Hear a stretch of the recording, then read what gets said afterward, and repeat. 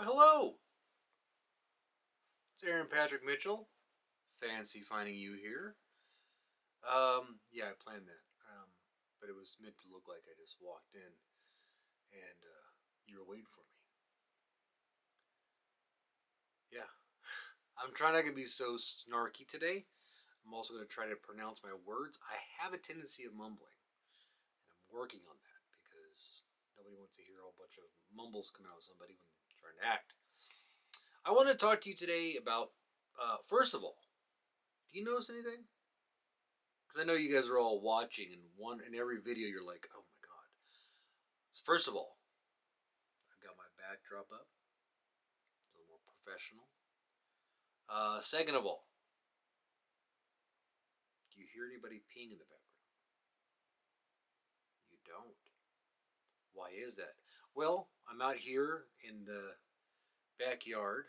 Well, we have like a little garage area where I've been slowly starting to set up my studio, so I can have everything prepared. So whenever I have an audition, come out here, I'm ready to go. I'm ready to do it. And there's no aquarium out here, so that's good. So the sound of somebody peeing behind me is gone, and I hope that doesn't mess with everybody's perception of me because they might have associated the sound of running water with Aaron Patrick Mitchell. Anyways, getting back to some things, I want to talk to you today about my journey, my short journey, as it was, short-ish journey, in this wonderful world of acting that doesn't cause any anxiety or any disappointment. It's always sunshine all the time, and you have jobs all the time, and you get to work to do what you want to do, which is acting and make money, as much money as you want or don't want. Of course, I'm kidding. We fell in love with this mistress called acting, and she can be a cruel bitch sometimes. She can make you wait. Sometimes she calls, and sometimes she doesn't. I haven't had a call in a long time for an audition, and I haven't had a call in a few years for actually a project. Working on that right now. So, starting from the beginning. Started back in 2019. Got involved with the school. There was also a agency, which was a great way to get my foot in the door. I'm internally grateful to the folks that I started with. Um, it's very, when things end a certain way, it's very easy to say all of it was bad. They got my foot in the door. Did I learn a lot from them as an acting wise? No. It was a place where you could go and work out with other people. And so, in that way, you did learn. But there wasn't a real teaching way of how to do things and how to be subtle, how to be just everything with acting, and how, some of the people I'd watch acting would be over the top and that would be considered good. And you really didn't get a lot of feedback, you really didn't get a lot of instruction on it. But it was a great place to work out. It was like going to a gym, where you just kind of went in there, even though you didn't know what you're doing, you just picked up some weights and you started moving things around, and some muscles developed. So I'm always grateful for that. And the things that I booked were mostly kind of background things or more prominent background things, but no speaking roles. Um, that wasn't their fault. There was plenty of things that opportunities I had for speaking roles. So obviously I wasn't the right look, or I didn't nail the audition. So it wasn't their fault. I'm not gonna be that guy who's like, well, they didn't give me speaking roles. I had auditions for speaking roles. I just never seemed to book them. So that was going on. Some things happened, and we stopped having a relationship. I stopped going to school, and the minute the school you start going to school, you really didn't get a whole lot of things, as in the agency wise. So I cut ties with that. But I am grateful to them. If you know me, you know who they are. Second thing, I got involved with another agency. And mind you, these things, I live in Southern California. I live about, in California, we don't talk in miles, we talk in time. So I'm about, no traffic, I'm about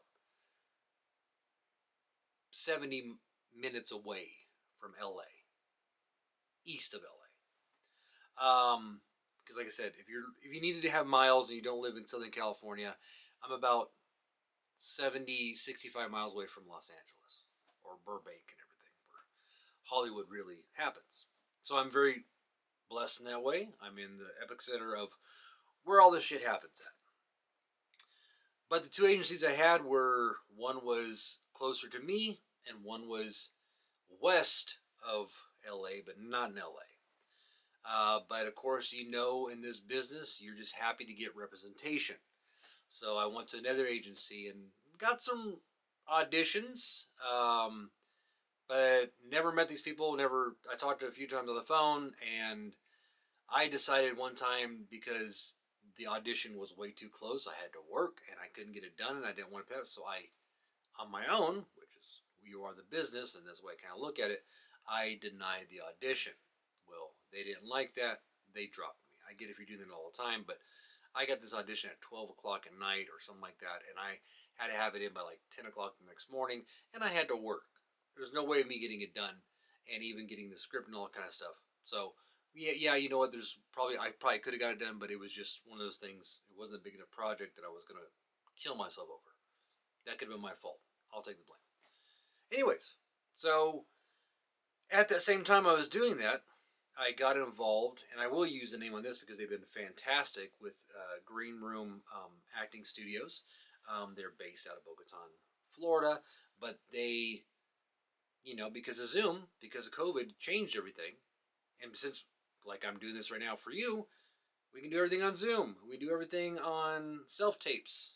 I haven't been in a audition room in well over 5 years, where I've been face to face with somebody. And so yeah, I got involved with them, and the teaching level with, and I'm gonna do a shout out here for Jonathan Lipnicki because I've mostly worked with him. Just because I'm saying him first, because I've mostly worked with him, I learned so much. And when I say learned, I learned how to be a better actor. It's very easy to get so focused on backdrops, cameras. By the way, I got a new camera. I'm filming on it today. I'm sure not new information for people out there who have a ZV-1. I was able to purchase one about a few weeks ago. Love the thing. It's my favorite new toy. But you get so involved with all the things about the business of it. But I feel like I'm a better actor. I feel like now when I'm working out or I get feedback from teachers, it's little minute changes, doing this thing, slowing it down. But when I first started with Jonathan, and like I said, I took classes at this other place for quite a while, and with Green Room, I learned how to be a better actor, first of all. And that puts that ease on you, that when you have everything set up, your background and your camera and all this kind of stuff, your studio area and all this kind of stuff that you hear, which is important, don't not get me wrong. You know, um, I wouldn't do an audition with my aquarium in the back doing that, but putting the time into that, those are all important things. But if you can't act, like I'm sure if a Daniel Day-Lewis did his acting, why anybody would have him do an audition is Daniel Day-Lewis. They just call him and say, "We know you're awesome. Come over." Or let's say one of my favorites, Vincent D'Onofrio. They just call him and say, "Vincent, we want you." Shout out to Vincent D'Onofrio. I think you're awesome. You're not going to see this, but you're awesome. Anyways, they could do an audition. They say, "Can you say a few words?" And your aquarium is in the background. No one's going to give a shit because they're amazing actors. I think as new actors, we get so involved, like I said, with the camera setup, and we watch all these videos, and because it's easy to go down that rabbit hole of, you need this, and you need that, and you need that. And, if you're doing it on your phone, do this, where these main things casting directors want is good actors, right? Which is what I'm working on. And apparently some people see better things than I do because I am super critical of myself, which I'm sure no other actor is. No other actor out there gets down on themselves about their performance. And if you don't, you're a sociopath. Anyways, saying that, I'm in a place now where I got a call back for a manager. I did a showcase going on almost a month, actually over a month ago. And it went great. I learned so much. And if you've seen previous videos of mine, I've talked about the amazing people I've worked with, that other coaches that I worked with, amazing casting directors, both for commercial and movies that have done over close to like 400 credits to them. And I've also worked with amazing actors that are working actors. Actors out there. If your acting teacher is not or has not been a working actor, don't take classes from him. And I'm being so serious about that. I had an acting coach at one time that did like a few roles back in the 90s, and like I'm talking about like small roles on some things. But they weren't acting anymore. And the people I've worked with at Green Room, shout out Green Room again, were working actors. Sometimes they can't make the class and had to have somebody else take care of it because they were working on projects, or they're being producers on projects. They are working casting directors, they're working in the industry, working photographers. So their input is important and meaningful and helps because they're working in the industry. Which is amazing because you feel that effect. They know what is going on in the industry at this time and not what happened in the 90s and how you did things. They know how to work with social media. I mean, when there's, people that work at Green Room that have got you more into that kind of stuff. But the acting coaches know what they're talking about because they're working. So if you're a young actor, old actor, I'm 47 years old. I consider myself old. There's older ones out there. Follow your dreams, older actors. What else? What could go wrong? You don't get a big role. Oh, wow, you're still doing something you love. But young actors, any level actor that's getting into this business, find an acting school where these people are working. If it's on Broadway or if it's on stage or whatever you're looking for, at least they're working. Even if they're working in community theater, that's something. If they're not doing it, they're just getting your money in there, and they're just reading from a book of Meisner or Stanislavski or Stella Adler or anything like that, and that's all you're getting, and you're not also working out. It's another thing. If you're not able to work every time in class, I think it's a waste of time. That's why I love the acting school I'm at now, because they keep the class sizes small, so everybody has a chance to work. So when you're not working or you're not doing an audition, you're still performing. Because tell me, I went through some times where I had a big time of chunk of acting away from school and not doing anything, that I still need to work out these muscles. I still need to fine tune it. So when I get those auditions, I'm ready, and then I can just worry about setup and worry about lines and worry about my intent, because the tools that I have now and that will keep on growing. Hey, a woodworker can sometimes start off with just a chisel and a hammer or a knife, and then down the road they have a miter saw, and they have a table saw, and they're doing different things, and they're etching things and better tools and sharper things and things to sharpen it. That's what you're doing as an actor. You're starting off sometimes with a knife and you're whittling things. There's nothing wrong with that. That's how everybody, you don't start with a miter saw. If you've never worked with a saw or done any woodworking, you just start cutting things. You don't know what you're doing. So you start off small, a hand saw, and then you go to a miter saw, and you go these different things, or table saws. My son's into woodworking. That's where all that came from. There's a whole bunch of stuff in the garage that's why I'm talking about that. Anyways, I'm a long-winded, yeah. But I want to get this out to you guys.